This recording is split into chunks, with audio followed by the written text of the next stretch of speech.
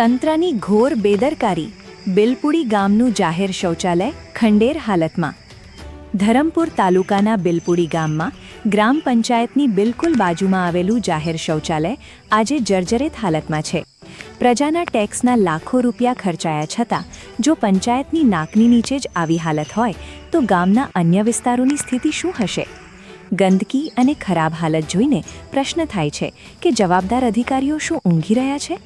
જાગૃત નાગરિકો હવે જવાબ માંગી રહ્યા છે। વિનયેશ ગાવિત, આજે મારી એક જાગૃત યુવા તરીકે માંગણી છે કે જે લાખો રૂપિયાના ખર્ચે લોકોના ટેક્સના પૈસે જે એક જાહેર શૌચાલય પંચાયતની બાજુમાં બનાવવામાં આવ્યું છે એ ખૂબ જ ખરાબ હાલતમાં છે।